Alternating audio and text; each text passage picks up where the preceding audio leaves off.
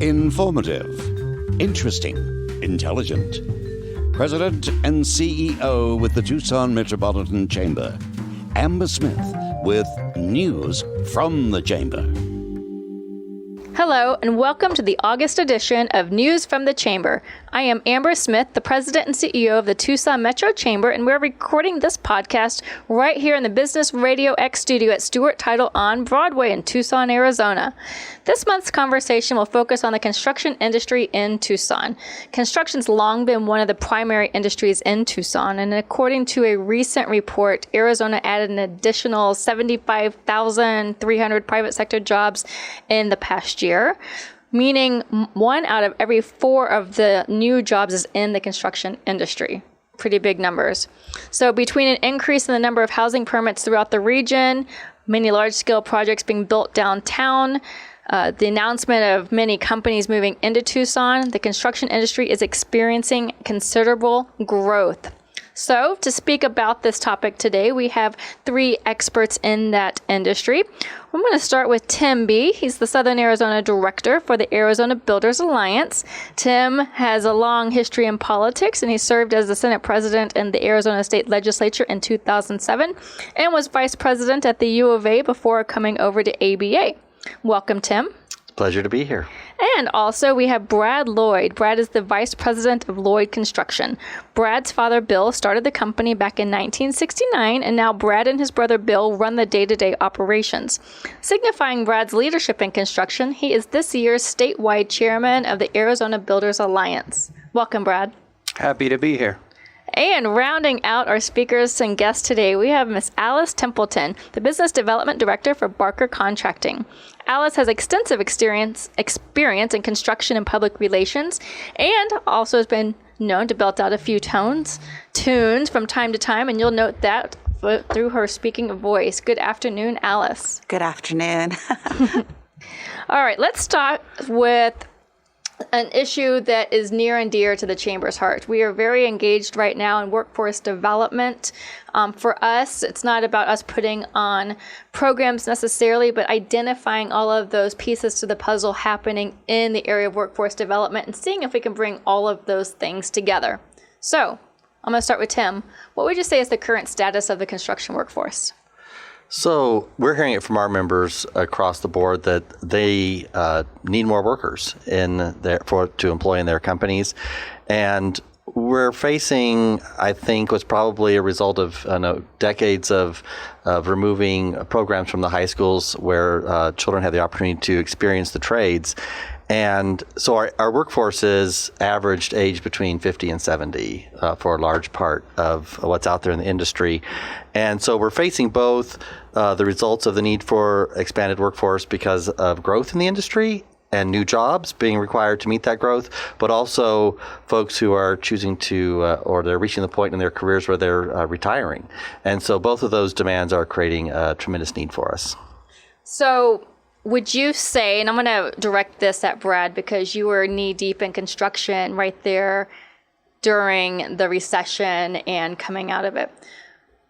How did that impact what you've seen in the construction industry? Because what I've been told is there was a huge outflux of those that were in the industry, but due to the recession, then there was everyone leaving to try to basically recreate themselves. Well, exactly. And during the recession, I was neck deep, to be honest with you. but what has happened, and we're coming back from it slowly, but during the recession, just as you said, people were leaving. There was less and less jobs. The pay scale was less and less, especially in southern Arizona. And it started, as Tim was saying, to be an image problem. And the image that most people have that we're trying to fight or change is that construction workers are uneducated, lowly. They just work out in the sun. And what we're trying to get people to understand is there's a vast, varied opportunity within construction. So what occurred and what is slowly occurring is we're getting people back. And now we have a lot of work. So we're not getting them back fast enough. And we still have quite a deficit of qualified labor in this town. So Alice, from your point of view at Barker Contracting, would you say that company is experiencing the same thing? Oh, absolutely. And I'd just like to add that not only, when we do our recruiting, what we're finding is that people aren't necessarily coming back to the construction industry. What we're getting are retired workers who retired early, in 2009, 2010. They just bailed, said, I don't want to do this anymore. I'm just going to retire. And now that things are perking up, we're having a lot of success finding people who were fairly young when they retired and they weren't ready, really. It was kind of a forced retirement, and now they're coming back and they've got great experience.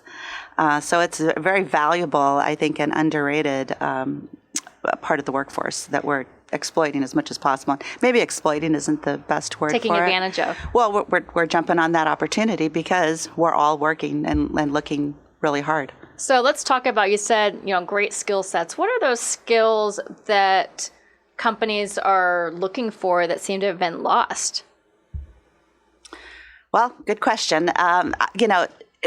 I'll turn that question just a little bit and say, what skill sets can we use that maybe, somebody was doing something else and can be adapted? Detail. It's really nice to get people who are able to read plans really well, and also people who are very proud of the work they do. Brad was talking about we had people who weren't getting a lot of respect, and now I think that we're kind of turning that corner a little bit, and people who maybe didn't necessarily think that their skill set would be good for construction, now they're giving it a second look and thinking, hey, can make a really good living doing this, and I'm detail oriented. I can, read plans. Why not do this and make a really good living at it? Right. And also, it's communication. It's the ability to speak and be heard and listen. Those are very important. Absolutely. The market has changed so much that there is through technology, the difference in delivery method of projects, going from hard bid to construction manager at risk, negotiations, everything about our business has to do with people. It's no longer just building a building. You no longer go out there and just put your fence up, hide yourself within that fence and build your building. Now you're out, you're involved in the community, you're dealing with the architects, the owners, the user group, and you're dealing with all of them at once. And communication, the ability to use technology, today's technology is huge. So all of these things just bring the perfect person or applicant to your company. Sounds a little bit, it doesn't quite translate, but soft skills. Soft skills. Oh, absolutely. It does translate. Well, but I think part of it is the technical skills as far as to the detail of being able to read the blueprints. But then as far as the communications part, it's going to be those soft skills, leadership, team work, and all of that. Well, as Alice said, we can teach a lot of this. Blueprint, we can teach that. We can teach everything that there is to be out there, but it's the individual that goes out and does what they say they're going to do. They don't leave a job until it's done, and it's done right. That's what you're looking for. And if you get that, the rest of it you can teach. So that's been one of the focuses of our efforts and outreach from the Workforce Development Committee at the Arizona Builders Alliance. We've established relationships with the JTED programs and the CTE programs here in Southern Arizona. And all of the instructors understand and work with their students on these soft skills because it is so important. And then they also do not neglect the critical trade skills that they need to have as well. But I was privileged to take some of our members last year to visit some of the classrooms, and every student would shake our hand, look us in the eye, and you could tell the teachers were really placing a focus on that. So how are you finding talent these days? Well, like I said, it helps. I think Lloyd Construction certainly has a great reputation. It helps when you have a good reputation. You can try recruiters or very expensive, and you get really the best people come from word of mouth, as far as I'm concerned. People know you're a good company. They're looking. They come asking you, if you have any positions available, or we put out the word that we do, and people come to us that way. We do use recruiters occasionally, and then we also have projects nationwide, so we do have to place ads on ZipRecruiter and Indeed and those kinds of services. Barker, along with Lloyd, we participate with the different high schools, the different career groups. Those are great places to start, to look, to get people pushed into and start tracking them, because you'll know when it's time and you can get them and you can put them on the payroll.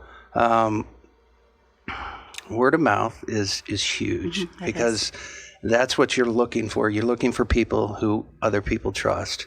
Absolutely. And, but there's also you can always go with the .coms, and sometimes you do well. I can't promise all the time, but sometimes you do well. And it does get expensive, though, sometimes, especially if you're having to fly them in from somewhere else. And it's really easy for people to put things on a resume, and you sit down and you start talking to them, and it doesn't quite work out, and then you've spent a lot of money flying them in, your own time, and So the Chamber is proud to be able to partner with organizations like ABA and AIA and all of the major construction ones in the community, along with the community college and the university, which will onboard as well. We're really hoping to be able to address those issues. If we can build a no barrier to entry platform to keep those costs down for the employers as well, to be able to do some skills-based matching for both the employer and the talent, that then also identifies how you can close those gaps and be able to get that licensing or credentials from whichever job trainer it is, and more importantly, being able to really translate the skills of our transitioning military members. Yeah. Because I think that right there is a huge opportunity of talent that is already skilled up, and we have over 100 transitioning militaries every single month. If we can then be able to place those into great positions, we'll be able to better retain our talent as well.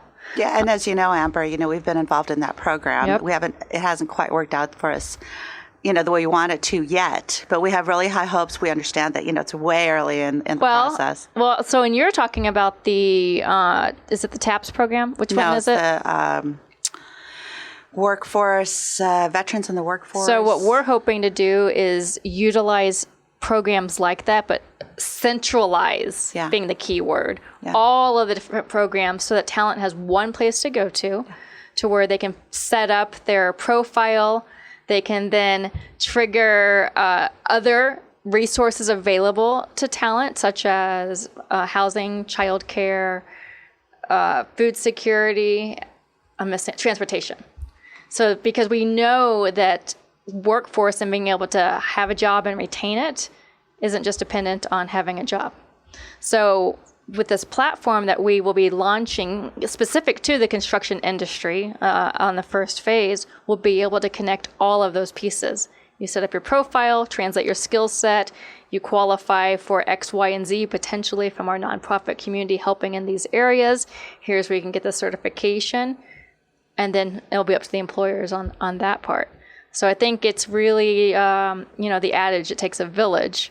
And we want to be able to, be the downtown of the village, essentially. Well, and Amber, I was thank you for including ABA in that conversation early on, and I enjoyed being a part of your meeting you held earlier about that. And I think has a huge opportunity. We appreciate the Chamber taking a leadership role and including organizations like ours, and really focusing on construction as really the first tier of that, but then being able to broaden that across all the sectors. I think that's gonna be huge to be able to pull all that together. So thank you. Amber, I'd be remiss if I didn't mention a program that is really near and dear to my heart, which is Kidstruction Kids Build. Yes. And so that program was started in conjunction with the AIA. Yep. And so basically it takes middle school children, 7th, 8th, 9th grade, and it's a competition, and it's open to any middle school student in metropolitan Tucson area. And basically, it's a competition. They have to design structures, and it gets incorporated into the curriculum. So it's important that teachers sign up for it early, and then that transitions into the Kids Build program, which is University of Arizona Architecture, Planning, Landscape Architecture College. And so it's really good. It takes, I think, the whole program. The time frame is about a year. So we absolutely appreciate this. It's a conversation on the future pipeline. And to Brad's point about how the construction industry, the perception of what those positions are changed, and then you lose people in the workforce. Because what we are working to do is being able to have career exploration down to 6th, 7th grade. Mm-hmm. That's when you need to get them. And then we'll have day in the life videos, which we actively talked about at the last meeting, because there are some funds. Again, we're trying to centralize all of those different efforts, put them in one place, because then if we can get those career day in the life videos for these kids to be able to look exactly what is that pathway to get to here, especially for our kids that are in poverty and going to college is not, they can't even think that far. I mean, that is not a reality to them in their minds. But if we can show them how they can get from here to here and get a great career, then this middle skills gap that we have right now in our community, we can be able to pull those up from poverty to fill those skills and then beyond for this future pipeline. So on that future pipeline, let's talk about major projects going on in the community. What are you guys building these days? Well, over at Lloyd, we've been pretty blessed. We've got quite a few things going on. At the Tucson Community Center, we're replacing the ice rink, and it's very exciting. And that's the only ice rink in Tucson, and it's important. We have to. Who would have thought? Yeah, go figure. But we kind of have to get it done because we have to play hockey pretty soon here. Tis the season almost. Yeah, so we're rushing, but it's an exciting, wonderful job. We also are working on the historic courthouse, and what makes that so just wonderful is things. Tucson has such a great history. Dillinger spent days in court there, and it's just a fantastic building. Monier, which is out in the Mercado district. That's a mixed use, not historic or anything, but it's new, ground up retail residential project. Well, it's infill development. It's awesome, and it's needed. And are those apartments or condos? Those are apartments. Okay. And then we finishing up a couple projects in the Oro Valley, one for the university, which would be their veterinary medicine school, and one for the police department in Oro Valley. Finishing up some work for El Rio, their southeast clinic, and we're just now getting into some dorm work for the university. Got some school work going on in Benson and some work at TMC. It's just been a wonderful time. So you got all kinds of public-private sector work. There's quite work. diverse. Yeah, it's great. Alice, what's Sparker so much got going on? I was thinking what would be interesting, and we're doing a Roadhouse Cinemas. Oracle and Ina. Yeah, Yes! Oracle and River. Oracle and Awesome. River. Yep. But the project I wanted to tell you about, that's a ground up. And the cool thing about that is that it's not just... Aside from the obvious. Yeah. Well, it's going to have an arcade, and they want to advertise their restaurant as a standalone restaurant too. So they want to have really good food there. Great. Which I thought was really cool. But the project I wanted to talk about was one we just finished, or we're finishing up in Phoenix, where it's an old Toys R Us building. And Adaptive reuse. And I thought it's a great project. And we had to dig down, because obviously the theater seats have to slant down. And so everyone's really excited and happy about that one. We also just recently were awarded the Saudita Advanced Manufacturing Technology building, otherwise known lovingly as SAMTech, which the town of Saudita is really excited about. And I promised I'd mention that because, and it's a great project. And for the listeners, SAMP is actually an excellent example, Southern Arizona Manufacturing Partners, on workforce development, public-private sector partnerships. Yeah. Of which there was a need that came out of the manufacturing industry. They all aligned together and worked with Pima County One Stop to get some curriculum developed and be able to close some gaps. So a phenomenal example of how if we all work together on these workforce needs, that we can really achieve some great things. Yeah, and I think the last one I'll bring up is the Epiroc, which used to be Atlas Copco. Yep. You're very familiar with that project. Yeah, and that's down by the airport. And Yep. so we've got we built the original building, and now we're adding on to that. It's fairly large. It's a good project. It's a great win for Tucson. Yeah, because that involves a lot of jobs. It does, but I think it's also a testimonial about our community. And I think that that's a really important point is we host the Talent Attraction Task Force, and it's all about community branding. What do people and companies really like about Tucson? And we've got our brand, Tucson Means Business, and we're getting it out there. So really, the expansion of Epiroc, the projects that you and Brad are outlining, the numbers of them. And then if we brought Tim in on the conversation with his numbers of membership-based companies, you're talking dozens and dozens of companies. It's a testament that companies like doing business here. Yeah. And they want to expand, and we are welcoming to that as well. So, Brad, 50 years of operation. You don't look a day over 50. No, definitely not. Now, my father started it. We're so proud and we're so blessed. My father started the company in 1969 with an old Ford Bronco and just the Broncos making a comeback. So yeah, exactly. All these things come That's a full great circle. visual. I know. Yeah, exactly. And one of his first projects was what was it? It was on Mount Lemmon. It was the Girl Scout restroom, and he and one of our superintendents now mixed the concrete up on the mountain for that by hand to do the job. And it's kind of funny that superintendent is still with us even today. Wow. Yeah, we've been blessed to maintain a pretty good retention of our I think employees. I saw that you were recently featured in our fantastic local quarterly magazine, Biz Tucson, with a whole company highlight. Correct. And there was yes. a whole. I mean, I remember that was something that stuck with me was the longevity of employees, which is a huge testament to the leadership of the company. Yeah, well, I appreciate that. I don't take credit. It comes from my father. My father was the one that has built the template that we follow, and it's pretty easy. Just do what you say you're going to do, and treat everybody like family. And once you've done that, it kind of all works out in the end. Well, that's the foundation of respect right there. Mm-hmm. So, in the 50 years, of course, you haven't been a part of it during that entire time, but what would you say has been the largest changes in the industry? Well, all right.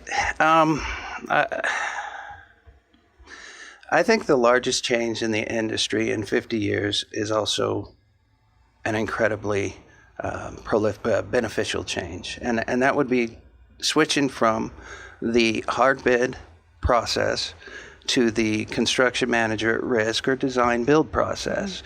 I mean, what it does is it brings you to a collaborative sense.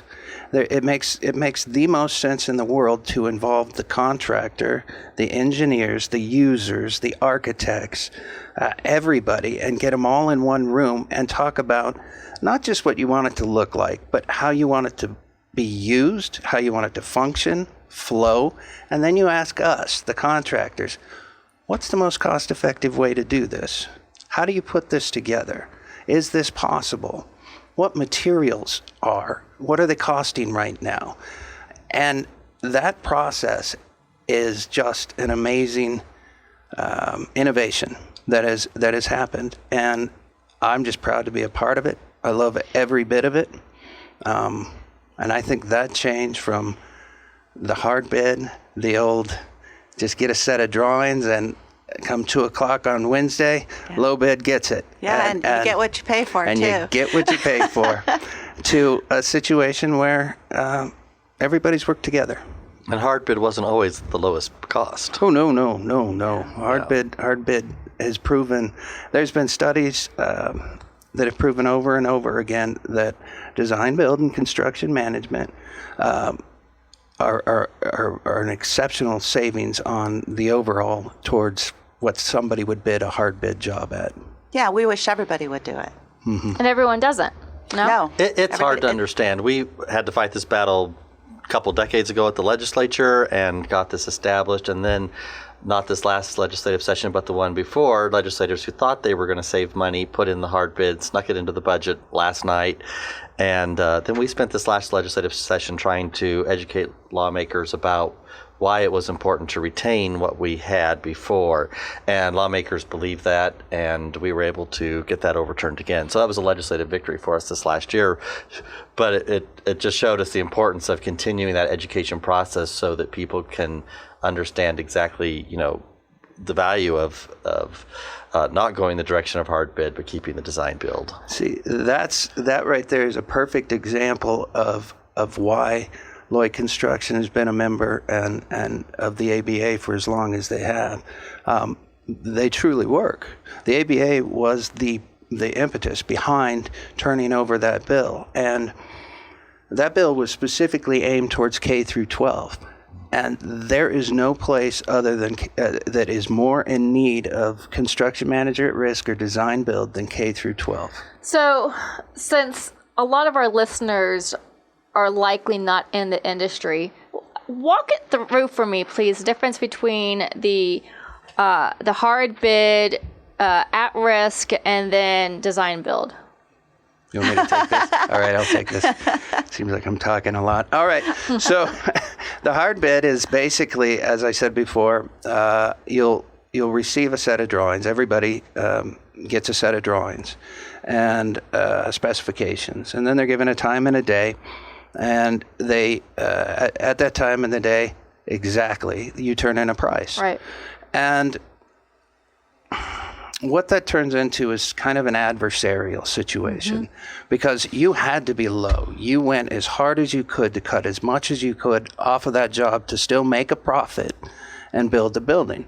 So then now you're low and you start to realize that the drawings aren't complete. And that's not the architect's fault. Everybody always says the contractor makes jokes about architects. Well, everybody makes jokes about contractors, so it's the same thing. But no, nobody's perfect. So there will always be mistakes. Now, with a hard bid process, the mistake turns into what is called a change order. Right. And a change order is no longer hard bid. You already have your subcontractor. You already have everybody involved. So there's no competition on that. And that's where the money could get higher than it should be. Yeah, and I'll just add that it just leads to finger pointing. Right. Well, I was going to say, I'm sure lot there's of finger probably some pointing. contractors that probably earned a reputation for undercutting when you would know that they would change order their way through to profit. Yeah, or whose fault is it? Exactly. Whose fault is it? Is it So And then the person who's the owner or the buyer is wondering, well, this isn't the quality of what I was expecting because somebody may have cut corners on product and then more change orders. Right. So strangely it enough, can get ugly. I graduated from the U, and I was bartending while I was trying to find my way in life. And I was recruited by, Swinnerton and Wahlberg? Is that right? To be their quote-unquote superintendent. I had just gotten out of college, and they had completed the federal building. Yes. And so they needed someone to go through the whole building and essentially go through all the change orders, what was completed and what wasn't completed yet by the subs on that big building, and making sure it was tracked. And that was my job as they were completing the project and moving on to another one. And then I got recruited by Senator McCain, and my career evolved. But Little known facts about Amber Smith. I know, so I can put that on my resume. I mean, you guys can hire me now, and Definitely. I have it as experience. But so to end it up, and then when you get to a design build or you get to a CM at risk, the contractor is taking the risk. That's what it's called, a construction manager at risk. We guarantee a price, and we've come to that price through collaboration, cooperation, figuring out exactly what's what they need. And you want to come close to perfect. Nobody's perfect. I'll always say that. But you want to come close to perfect. That's the way to do it. And then if anything changes, if you've missed it or you messed up, that's on you. That's on the contractor. It doesn't cost the owner anything. But you've worked it through so well, and you've just studied it and met on it and talked about every process, that it works out in the end beautifully. So that's the at-risk? That's the at-risk. And then design, build, construct? Design, build, construct is where, let's back up. CM at risk is the owner still hires the architect, and then he hires the contractor, and then they all work together. Design, build, construct would be the owner hires the contractor, who then hires the architect, and the architect hires the engineers, and they all work for the contractor. So either way, it all works the same, because the contractor then, being a contractor, will always want to go through the same process of involving everyone, the owner and all the users, to make sure that they're putting they say it's a school, the chalkboard's in the right place, where everybody wants it. And especially on schools, why it's important. Every teacher wants something in a different room on a different wall. Sure. Yeah. Well, and I guess this goes back to Tim. So the state was trying to legislate that, I assume, all publicly funded projects. Public schools. Okay, only schools, public schools. That's Okay. where they started. Yeah. And it was one of those things that one member had heard concerns in his district, and I'm sure he was well intentioned at thinking he was saving taxpayer dollars by going that direction. But when he actually understood, and the other members understood the process and what reality was, then they were quick to change their minds and take it back to what we had established decades ago. And I also think it's important to point out, years ago I worked for a large engineering firm, and we used to get contractors. We used to bring contractors in who would tell us, let us take your designers out to the field and show them how things are built. Because what would happen is that you get a designer who would design something that couldn't be built out in the field, and they would get really frustrated. So, with these other methods, these alternative delivery methods, you're working with the designer. The contractor's working with the designer and saying, well, we can't, that's not even possible to build it that way, so it's very, very helpful. And I'm assuming that would make everyone better, right? Because you're on a job and you go through that process, and everyone learns a little bit more from each other, and then it elevates it to the next job and so forth. Yeah, it's true collaboration. Mm-hmm. So then, you quickly said a word earlier, materials. Mm-hmm. How have materials changed in construction?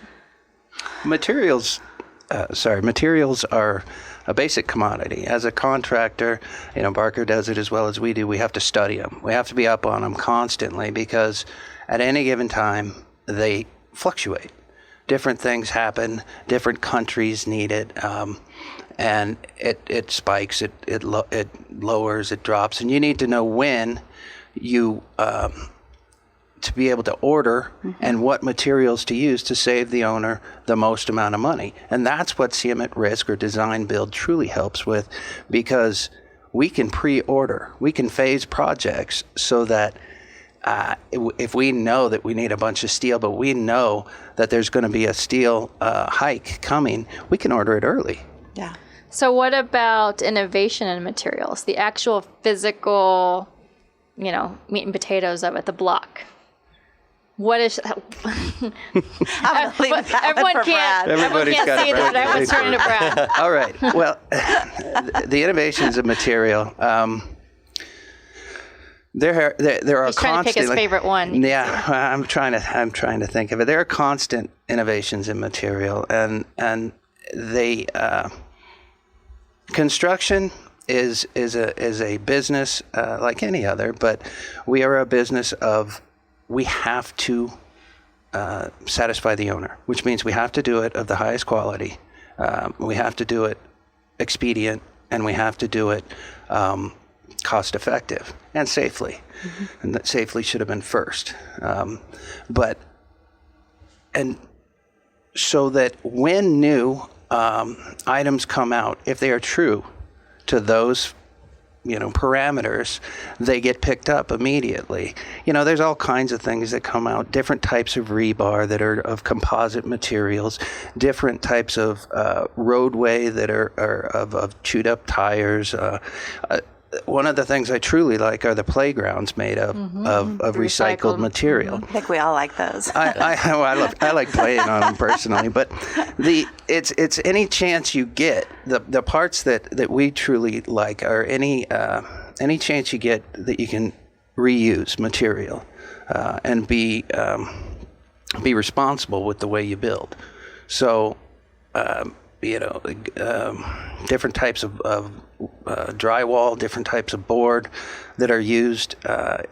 There's a myriad of things that you could list off, but the innovation is there. The need to be conscious of green, of building responsibly is there, and we're starting to make it cost effective as well. So I'm going to talk about innovation in a different way. Right. So, Alice, I recently heard that the construction industry has some of the best parity between paid positions between men and women. True or false? True. Yeah, it's interesting that you bring up the whole women thing, because one of the women at our office, Sandra Leip, she is the president of the Tucson chapter of the NAWIC, which is National Association of Women in Construction. And she just told me a story about they offer scholarships, and they just had, and they try to bring in women into the workforce. So they bring in, maybe women who are looking to change their careers because they're not making enough money, or someone who's recently been divorced and now is trying to support a family. And she told me that they were offered a scholarship, and they just recently awarded one to a grandmother who she wanted to design clothes at one point, and it didn't work out. And it was funny because she said that she wanted to do celebrity design, and it just didn't work out. So I'll leave it at that. How's that? And so she is now working for an electric company, and so it's just people bringing in women. Conscientiously, because they have skill sets. And someone else was just telling me that they just saw some women hanging drywall, which a lot of men, if you've ever seen people who hang drywall, they got some guns. They got some big guns. So women are starting to be able to do that stuff. They're training, they're building up their bodies. Not any woman can do it. I certainly couldn't do it. But there are women out there who can do that kind of work and make a really good living at it. So I remember a conversation I recently had, and it was back the skills-based matching, referring back to the platform we're trying to build. And it was Alice, a baker turned welder? Yeah, she was a cake decorator. She was a cake decorator who, single mom, again, who is making minimum wage. And she took a class and realized it's those skills, her cake decorating skills, the stuff that she was doing. And I don't know anything about cake decorating either, but somehow those skills translated into welding. And so she became a welder and was... I can see that. Yeah, very happy. And another place where... kind of something that is a little bit more women focused, which is safety. Women can really pick up on the safety stuff, and I don't know if it's just in their nature, but they're really good at it. From my point of view, I 100% agree, but they have women nowadays with the innovations. One of the other things I didn't mention is we're looking at a time of prefabrication. We're looking at a time of of robotics, of so much technology getting involved. Women are just as capable as the men, and we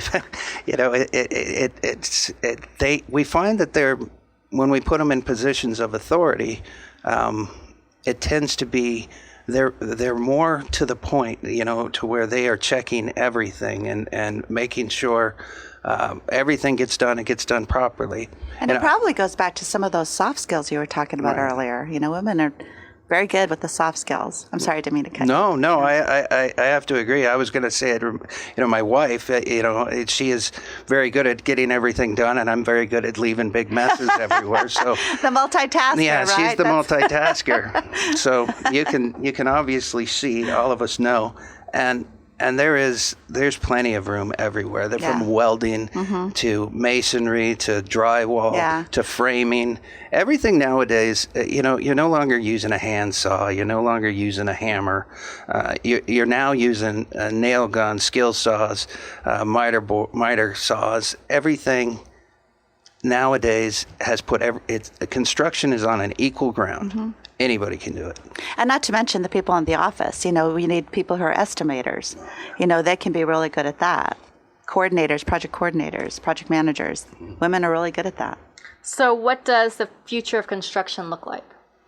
Let me get my crystal ball. Well, what would you be?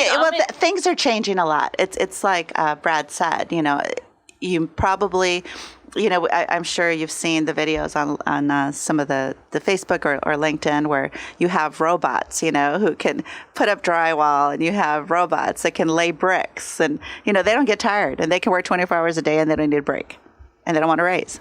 So, so we're going to need people who can run those kinds of machines, because you do need a human touch. You need someone to watch them, and, is that working right? Or you're going to waste, $100,000 worth of materials on something that's being done wrong. So, yeah, I think that's one aspect of it. Something that continues to come up and it is presented is the birth dearth. I think I'm saying that right. To where we have so many baby boomers retiring, and we aren't creating enough bodies to backfill that. And not to say that, families need to be having more children, but how do you offset that? And I think the technology is a portion of that, to where then the more robots you can, but we still need to figure out better ways of doing everything across the board. Yeah. And how else are you going to be able to sustain? Well, technology helps with that too. We're not printing a lot of stuff anymore. A lot of stuff is electronic. Technology it will really help cut down the time frames, cut down the effort. It's all about reducing manpower. Yeah. Or people power. People power, exactly. So it's all about. That one, Brad. Yeah, I did. Wonderful, Brad. It's all about reducing people power, and there will come a time when robots are utilized. Right now, when I say prefabrication, they're building buildings, complete buildings. Prisons are being built and shipped over here, and put together with cranes. And they're all done, pre-manufactured, wired, HVAC, plumbing, everything is there. So that helps the technology, like when we built the AC hotel, we laid that all out off of a GPS robot, a program that we purchased specifically for that to make sure that everything was in the right place on that hotel. Those things just take a five-person job and turn it into a one-person job. You're walking around with one keypad, and you're just checking and marking locations. But that being said, there is always going to be that building that takes the ingenuity of a company like Barker or a company like Lloyd, that it's not a cookie cutter. They're looking for their beauty. They're looking for something out of the ordinary. They're looking for something that you can't push out like Henry Ford would have, in a factory. Yeah, something that requires true craftsmanship. Right, and so there'll always be that point. But I do see a large industry that will break off from us. From us, I know for a fact, Lloyd, that will be into the pre-manufacture of buildings. Yeah. And that was a good segue to my next question. Are there construction company startups? I mean, is that a thing? We know that in general in Tucson, innovation and entrepreneurship and startup companies is a huge buzzword, especially right now. Does that translate in construction? I mean, is it like you just said, a construction company comes up with new insulation? Both. I think so. Yeah. It's yeah, both. I think so. Yeah. It's So- just like anything. Yeah. So what I see is the individual that's in a certain trade will come up with a better way to do that trade. But there are individuals that are pulling the Edison, that are inventing, that they're outside the realm, and they're finding better ways to do things and better materials to use, and they'll start up their own company. So there are startups.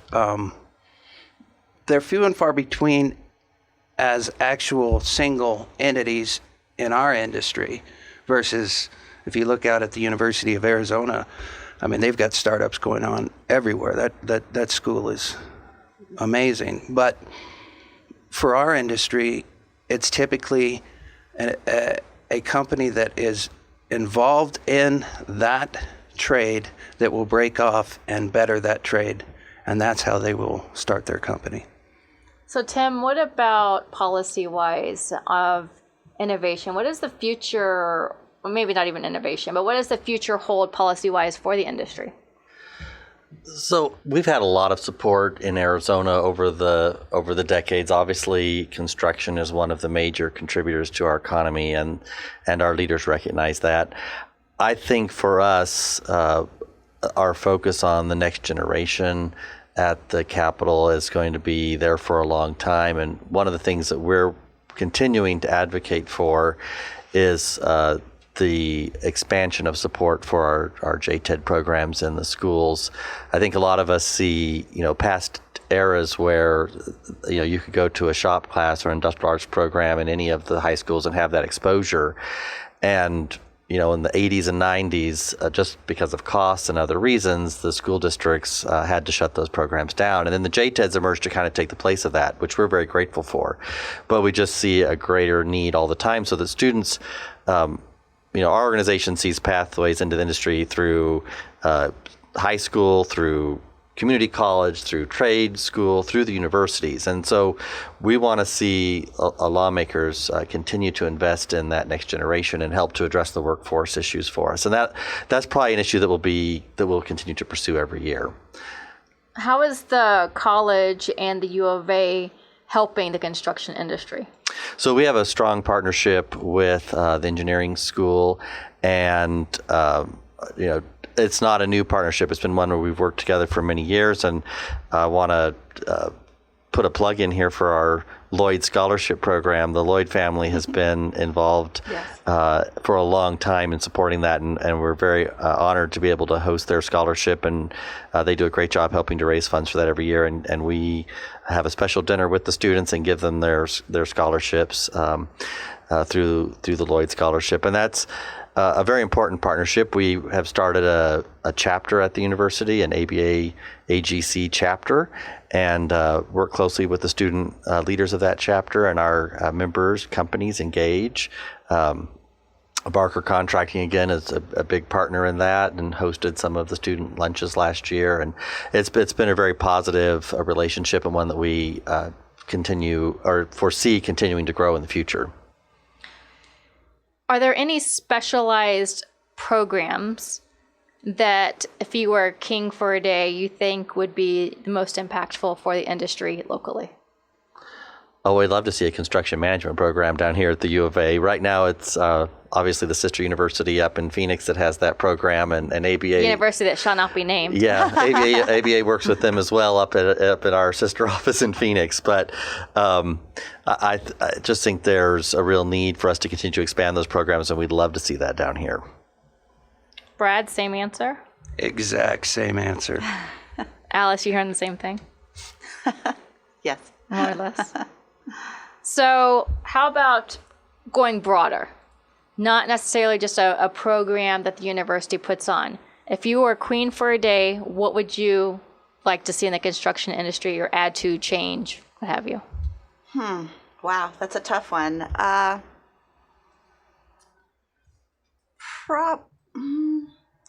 don't know. I immediately jump to safety. I'd like to see that no one ever gets hurt again on a construction site.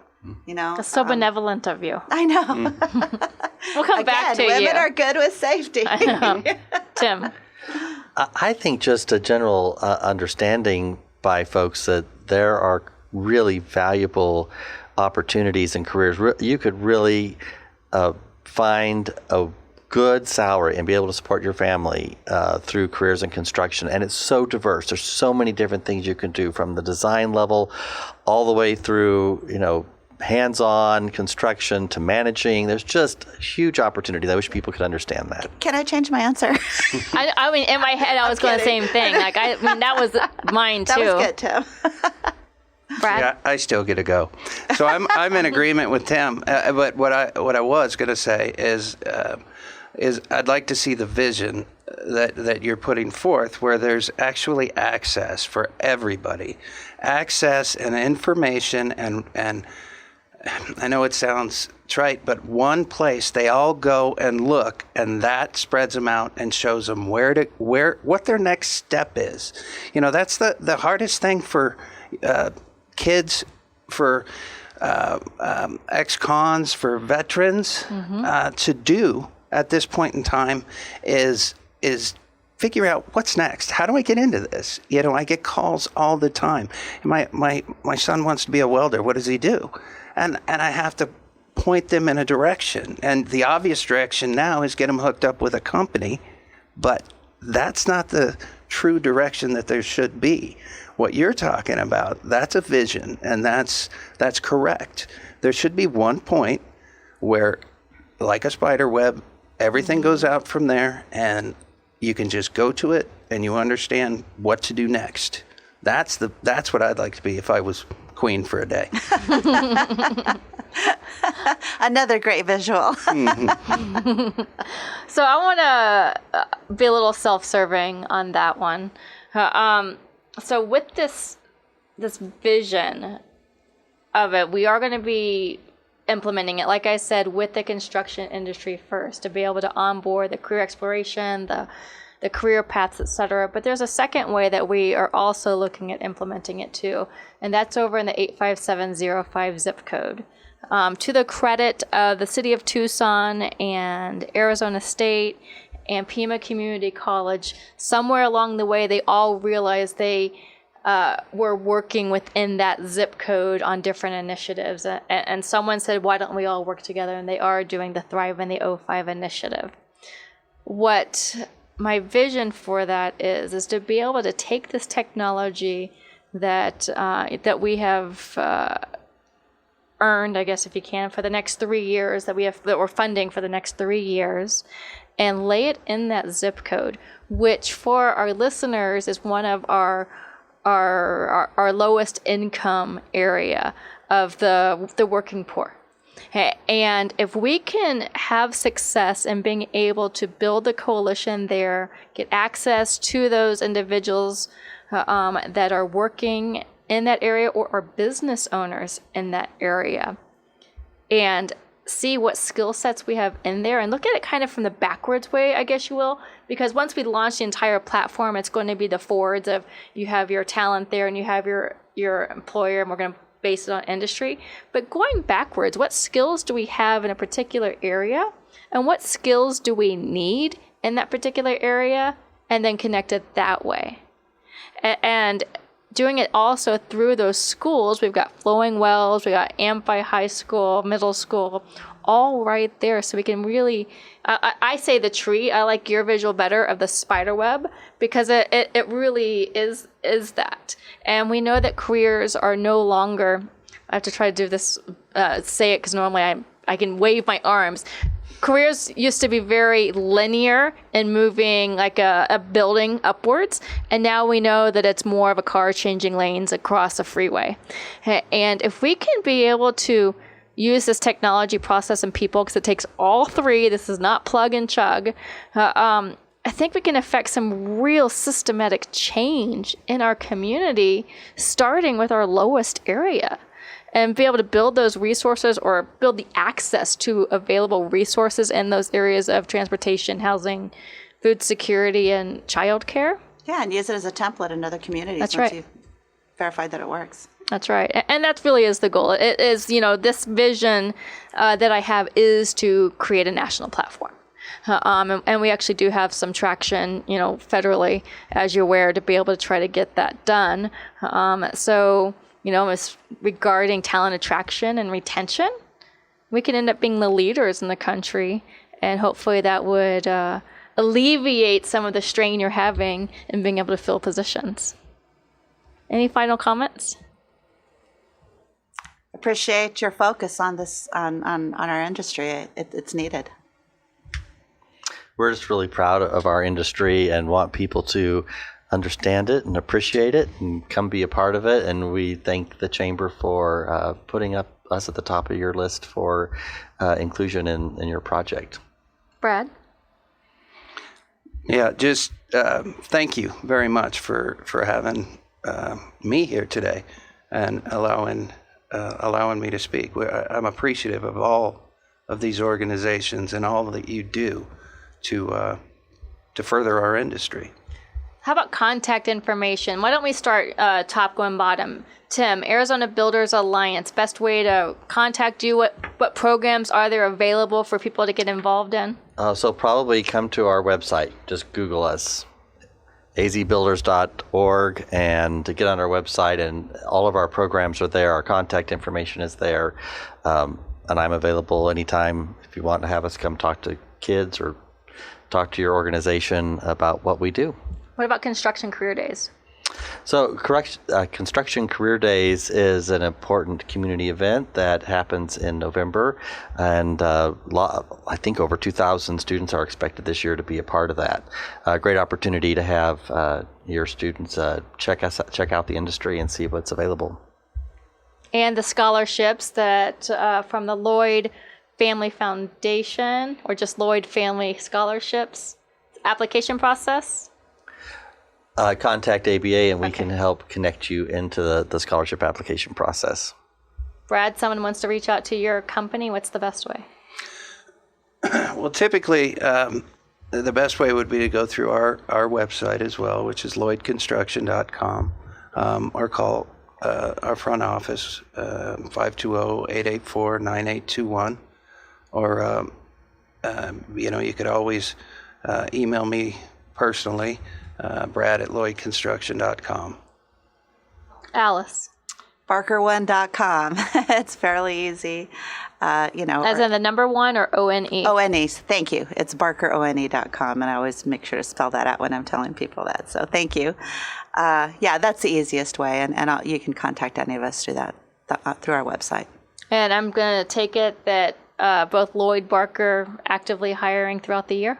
Sure. Give either one of us a call.